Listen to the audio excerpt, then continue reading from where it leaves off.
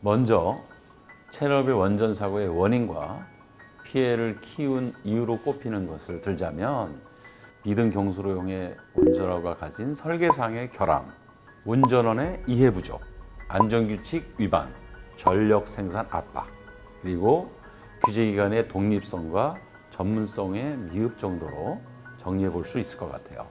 원자력 발전소가 어떤 외압에 의해서 움직이는 것, 또 국민들이 사고가 났다는 그 사실이나 현재 원자력 발전소의 가동 상태를 모른다는 게 사실 얼마나 위험한 일인지 우리는 체르노빌을 통해서 좀 알 수 있었는데요. 많은 게 부족했었고 당시에는 정말 보완이 필요한 상황이었던 거죠.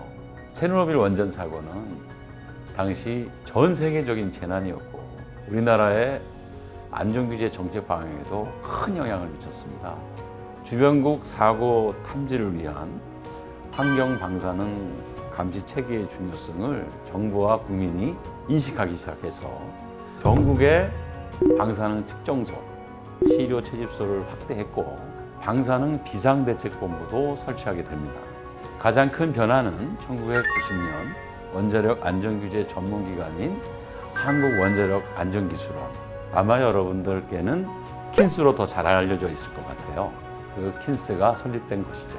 우리나라에서도 체르노빌 원전 사고 이후에 상당히 기민하게 움직였다고 생각이 드는데요. 체르노빌 사고 이후에 설립된 킨스가 어떤 역할을 수행하고 있습니까? 네, 킨스는 원자력의 안전한 이용을 위해서 전문적이고 기술적인 규제 업무를 담당하고 있습니다. 원자력 발전소 등의 원자력 관련 기기와 설비를 설치하고 운영하는 기관을 원자력 사업자라고 하는데요. 우리나라는 원자력 발전소를 운영하는 한국수력원자력이 원자력 사업자에 해당합니다. 원자력 사업자가 원자력 발전소를 안전하게 운영하고 있는지 정부는 심사와 검사를 통해 안전성을 확인하고 있습니다. 킨스는 이 심사와 검사를 수행하는 전문기관입니다. 전기를 공급하는 원자력, 우리 일상의 편의를 위해 사용되는 방사선, 사실 둘 다 그 편리함 알고는 있지만 그 편리함 이전에 철저한 안전관리가 그 무엇보다 중요하다는 것을 오늘 체르노빌 사고를 돌이켜보면서 다시 한번 좀 깨닫게 됐습니다. 우리나라 원자력 발전소 안전 규제가 그럼 어떤 절차로 진행되고 있는지 궁금합니다. 원자력 발전소를 예를 들어서 한번 설명해 볼까요? 사업자는 발전소 운영을 위해 정부인 원자력 안전위원회 안전심사와 검사 그리고 인허가 변경 등을 신청을 합니다. 원안위는 이를 규제 전문기관인 저희 킨스에 위탁하고 킨스가 분야별 전문가들이 모여서 심사와 검사 업무를 진행하게 되는데요. 사업자가 제출한 관련 서류를 통해 1차적으로 안전을 확인할 뿐만 아니라 발전소 현장에서도 그 시설이 적합하게 설치되었고 제대로 운영이 되고 있는지를 확인해서 안전성을 확인하고 있습니다. 안전규제 기술과 관련된 관련 연구와 규제 지침 개정 등도 수행을 하고 있습니다. 원자력 발전소는 짧게는 40년, 길게는 80년 가까이 이제 운영을 한다고 하고 발전소 운영 중간에 계속 폐기물들이 나오게 되잖아요. 그 사이클이 굉장히 길다라는 거죠. 원자력 발전소 단계별로 어떤 심사를 하고 어떤 검사가 진행이 될까요? 네, 일단은 건설 단계가 있겠죠. 그 다음에 운영 단계, 그리고 마지막 해제 단계가 있을 겁니다. 먼저 건설 단계에서 가장 중요한 게 뭘까요? 당연히 좀 안전한 부지 선정? 맞습니다. 전력 수급 계획에 따라서 부지가 선정이 되면 해당 부지가 원자력 발전소를 짓고 이제 운영하는데 안전성 측면에서 적합한지 확인을 받아야 합니다. 그리고 방사성 물질 등에 따른 인체, 환경과 또 공공의 재해를 방지할 수 있도록 건설되어야만 하고요. 사업자가 원자력 발전소 건설에 필요한 기술 능력을 확보하고 있어야 되는 것은 당연한 것입니다. 수많은 발전소의 구조, 기기 설비가 모두 관련법에서 정하는 기술 기준에 적합해야 합니다. 이를 위해 건설허가 심사, 운영허가 심사, 그리고 사용정 검사가 상업 운영 전, 시운전 단계까지 진행되게 됩니다. 복잡한 것 같으면서도 하나하나 듣다 보니까 당연하다. 다 꼭 필요한 거겠구나라는 생각이 들기는 합니다. 운영 단계에 들어가게 되면 그때는 킨스는 뭘 하냐 궁금합니다. 그때서부터 킨스는 정기검사, 가동중 검사, 운영 변경 허가 심사, 또 주기적 안전성 평가, 계속 운전 심사, 또 품질 보증 검사, 공급자 등 검사 등을 수행을 합니다. 정기 검사를 예를 들면 원전이 정지된 상태에서 검사하는데요. 약 20개월에 한 번씩 각 분야의 전문가가 약 100개 항목에 대해서 검사 항목을 검사하고 그 검사가 합격이 돼야 비로소 원자력 사업자는 원자력 발전소를 다시 가동할 수가 있습니다. 안전한 운영을 하려면 이렇게 많은 심사들, 검사들을 하고 있구나. 그렇습니다. 원자력 발전소를 사업자가 하라고 해도 마음대로 할 수 있는 건 아니에요. 해체하는 것도요. 해제 단계에서는 영구정지 심사, 승인 심사를 받고 난 다음에 해체를 하게 됩니다. 킨스에서 하는 일은 그거 외에도 더 있죠. 뭐가 더 있죠? 우리나라 인접국인 일본에서 발생한 후쿠시마 원전 사고도 기억하시죠? 그럼요. 사실 최근 후쿠시마 오염수 방류 이후로 계속적인 이슈 그리고 뉴스들이 나오면서 국민들의 관심이 좀 집중되고 있는 상황이지 않습니까? 체르노빌 원전 사고와 일본 후쿠시마 원전 사고가 지금까지 일어났던 원전 사고 중에서 국제원자력 기구가 정한 사건 등급 7등급에 해당하는 대형 사고입니다.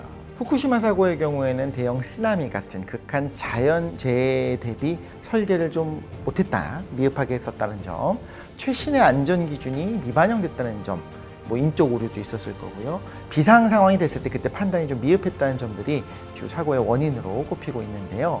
규제기관의 독립성 미흡 그리고 안전 책임 인식 부족했던 점 등도 같이 지적이 되고 있다고 들었어요. 이 사고를 계기로 해서 정부의 규제기관과 킨스가 우리나라 모든 원전에 대해서 특별 점검을 시행했습니다.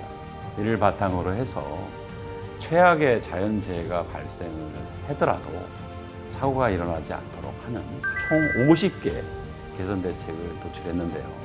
먼저 예상을 뛰어넘는 자연재해가 발생할 경우 안전을 확보하는 조치들이 있습니다. 기준 이상의 지진이 발생을 하면 원자로가 자동 정지되게 했고, 후쿠시마와 같은 쓰나미가 왔을 때를 대비한 방수문 설치, 그리고 해안방벽 높이를 높였습니다. 이런 조치에도 불구하고 각종 설비가 침수되어서 전력이 차단되면 중대사고로 진전이 될 수 있겠죠.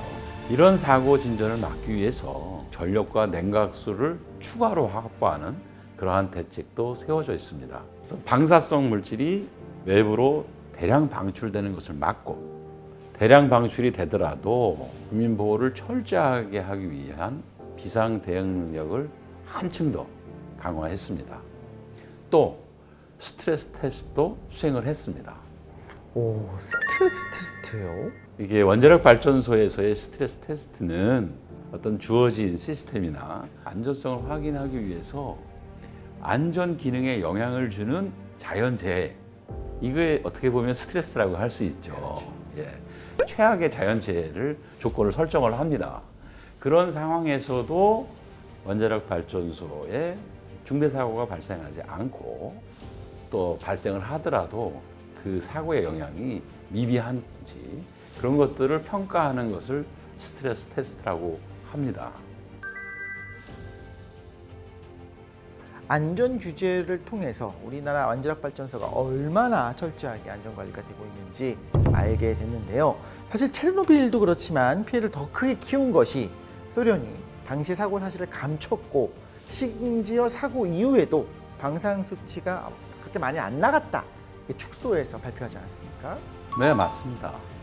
사실 안전 규제를 철저하게 하더라도 대중에게 비공개가 한다라고 한다면 사실 규제가 의미가 없을 수도 있겠다는 생각이 들기도 하거든요. 또 투명성이 굉장히 중요하다는 생각이 드는데, 어떤 투명성을 위한 노력, 구체적으로 어떤 것들이 있을까요? 원자력 안전정보공개센터 누리집을 운영하고 있습니다. 이 누리집에는 원자력 안전관리에 관한 현황과 또 우리 규제 결과물을 모두 게재해서 국민 여러분께 공개하고 있습니다.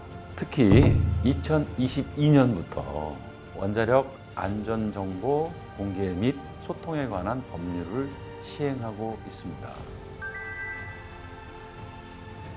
사실 그런 일이 일어나면 안 되지만 체르노빌이나 후쿠시마 같은 사고가 만약에 우리나라에서 사고가 생긴다고 한다면 생각만 해도 그게 너무 무서운 거예요. 그래서 제일 중요한 건 사고를 예방하는 것이 가장 중요합니다. 사고의 예방 측면에서 설명을 드려보겠습니다.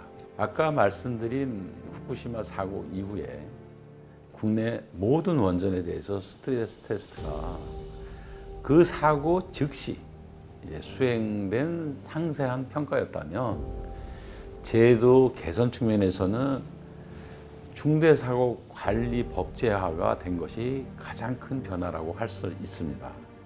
이 법령을 근거로 해서 킨스는 지난 2020년 모든 원전을 대상으로 사고관리 계획 심사를 시작했습니다. 원자력발전소는 기본적으로 안전성이 검증된 과학기술 설계가 됐고 보수적인 기준으로 안전성을 평가하고 있겠죠? 네, 사고관리 계획서 심사는 만에 하나 설계 기준 사고마저 이제 초과하는 사건이 발생을 해도 이 사건이 사고로 이어지는 그런 것을 막는 데 1차적인 목적이 있습니다. 그래도 사고가 발생을 하면 그 영향을 완화해서 안전한 상태로 되돌리기 위한 사업자의 계획이 적절한지, 또 기술적, 제도적으로 관리가 가능한지, 그 실행 가능성까지 확보했는지 철저하게 심사합니다. 확실히 마음이 좀 놓이는 부분들이 있어요. 정말 안전의 안전, 철벽 안전 규제가 이루어지고 있구나 생각이 들기도 하고요. 그래도 혹시나 원자력 발전소에서 사고가 난다면 일단 어떤 방식으로 대응이 이루어지게 될까요? 우리나라를 기준으로 해서 발전소 사고는 백색, 청색, 적색 이 세 가지로 비상 단계를 구분을 하고 있습니다. 백색 비상은 방사능 영향이 원자력 시설 건물 안에 국한될 때, 청색 비상은 방사능 영향이 원자력 시설 부지 안으로 한정될 때, 적색 비상은 방사능의 영향이 부지 밖으로 미칠 것으로 예상되는 피해가 발생했을 때 발령이 됩니다. 사실 시청자들이 가장 궁금해하는 거는 만에 하나 적색 비상이 나왔다. 그럼 어떻게 처리가 될까요?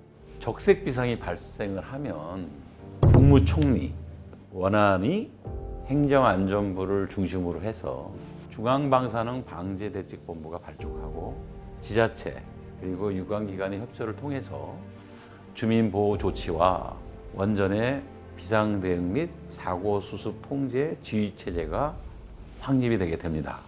그리고 여기서도 킨스의 역할이 굉장히 중요하겠죠. 청색 비상이 발령이 되면 현장 방사능 방제 지휘센터가 적절한 의사결정을 하려면 킨스의 각 전문가들이 기술적이고 과학적인 분석을 통해서 현장 방제 지휘센터에 기술적인 지원을 하게 됩니다.